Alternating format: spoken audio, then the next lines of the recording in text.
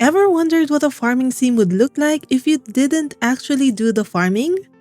That's exactly what the home county tries to answer. And today, I'm sharing my first impressions of this early access game set in the British countryside. The home county is available on Steam and released into early access on September 22, 2025, developed and published by Swanworth. It's currently single-player only, though the developer has plans to add co-op in the future. Before we dive in, I want to mention that this game is still in early access at the making of this video. This means the game is still being developed, and there might be some changes in the gameplay when it releases into its 1.0 version. One of the things I immediately noticed in this game was the ability to change day speed from normal, slow to slowest.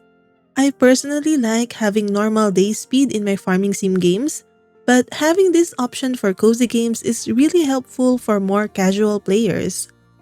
You can also save and quit at any time, which makes it perfect for when you aren't sure when your gaming time will get interrupted. The story is quite funny. Mr. Pickering, who works for Land and Customs, noticed that statistically, his department makes one major mistake per year. So, he intentionally made the mistake early so he wouldn't have to worry about it all year. He decided to give a random citizen, which is you, some land and designate it as a village. The other dialogues in the cutscenes are also quite amusing. There was a reference to the popular going out to get milk joke.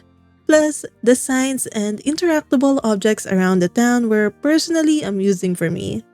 Character creation is simple. You can customize your hair color, eye color, and skin tone. Nothing deep but sufficient for me. You can choose male or female and select your honorific. At the start, you'll just be able to choose Miss or Mr., and we'll talk about the other honorifics you can get later. The game uses a soft pixel art style with muted colors and carefully drawn details, giving it that warm feeling you get from children's storybooks. I wasn't a fan of it at first sight, but as I played, I appreciated the cozy feeling it gave me without overwhelming my senses. The characters have 2D sprites, but there's a downside here. I haven't noticed any change in emotion whenever I talk to them, so you'll see the same expression for any mood, which does affect the immersion. I didn't encounter any trouble following the early tutorial quests. There were some hints on where to get certain items from letters or item descriptions. The map is accessible right away with labels to help you find certain locations like the beach or the mines. It also shows the approximate character location, but it doesn't have labels for the NPC names, and you would still need to find them in the general area. You can also pin your quests from your journal so you can easily go through them by pressing V and the brackets on your keyboard. I do like the quality of life features this game has despite it being in early access.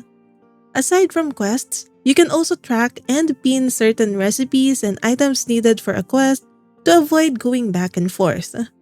If you press the F button to chop down a tree, the action will continue until the tree is completely chopped down, so you don't need to press the action button repeatedly.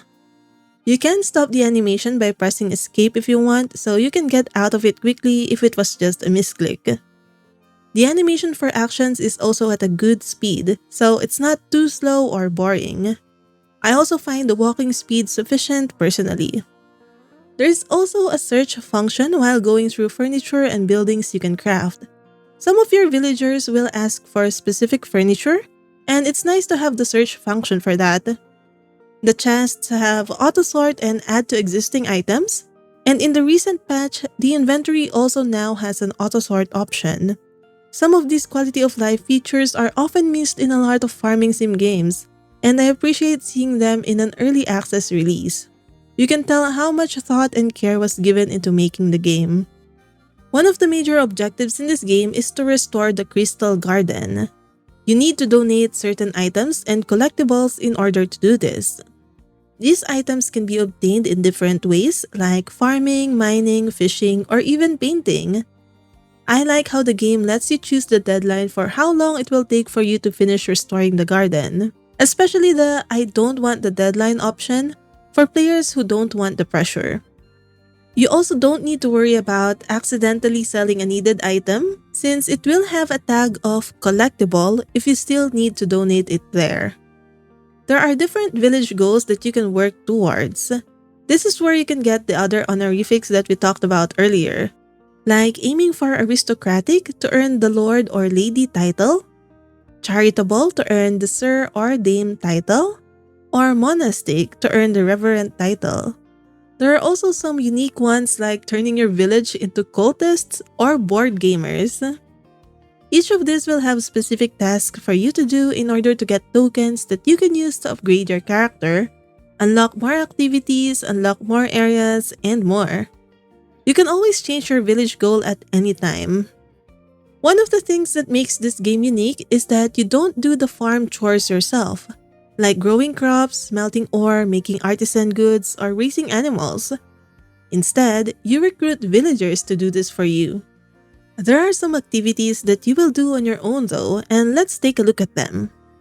First, there's fishing. When you find a fish shadow on a body of water, simply walk up to it and equip your fishing rod, then press F. Your character will cast your fishing rod. After some time, the fish will bite and start this minigame where you need to click your mouse button when the fish icon is on the yellow part of the circle. The yellow area gets smaller for bigger fishes, and the amount of times you need to click your mouse button increases. As you level up your fishing ability, this minigame will get easier.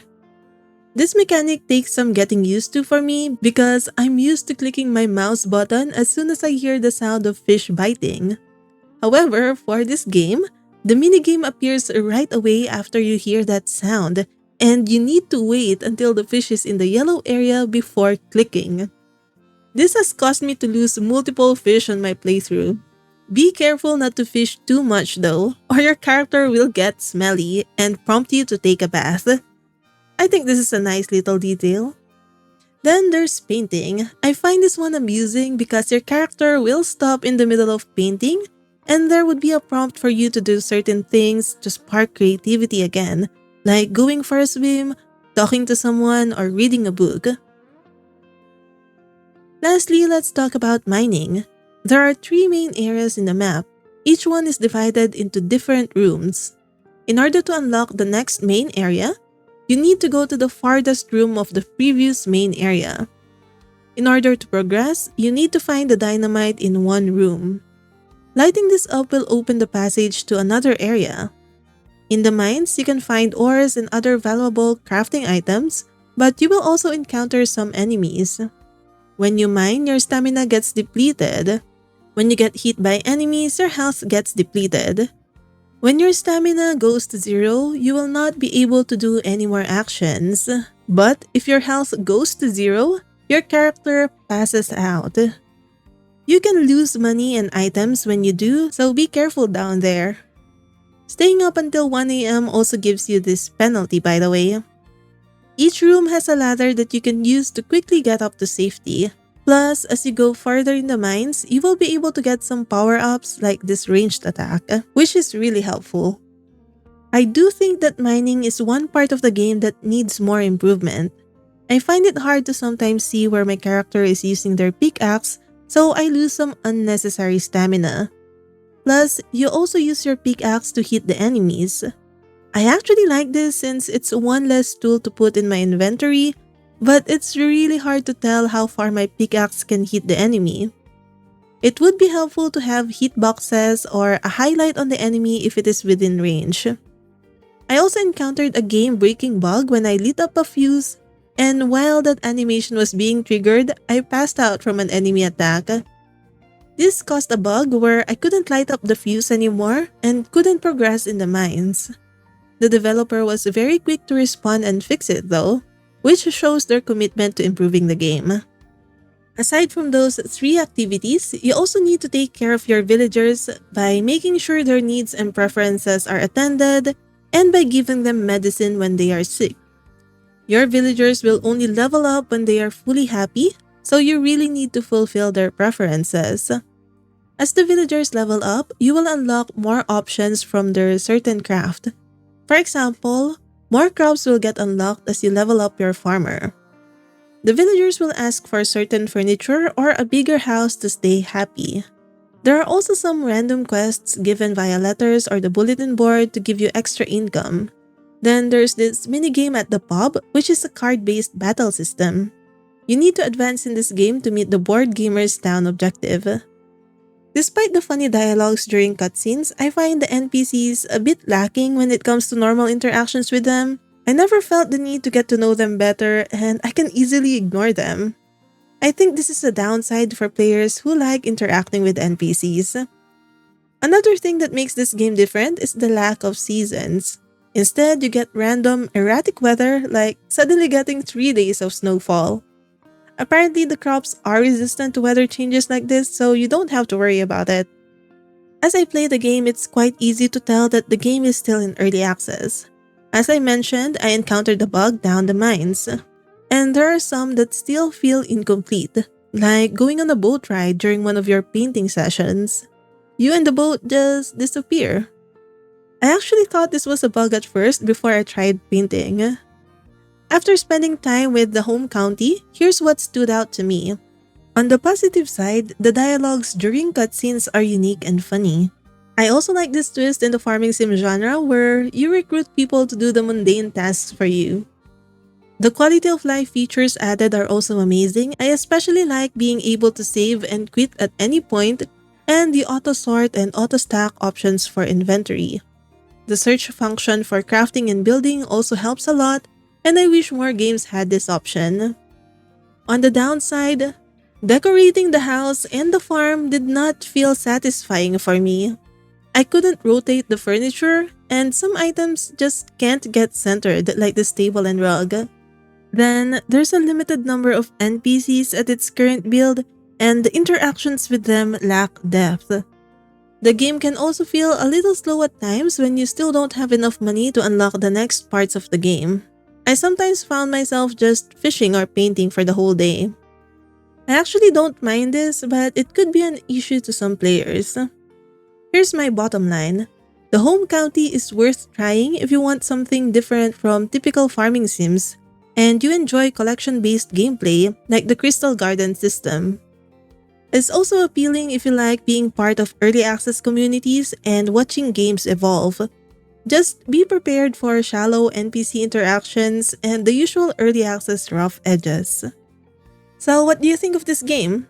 Let me know in the comments if you're planning to pick it up, and check out this next video for more cozy games to add to your wishlist.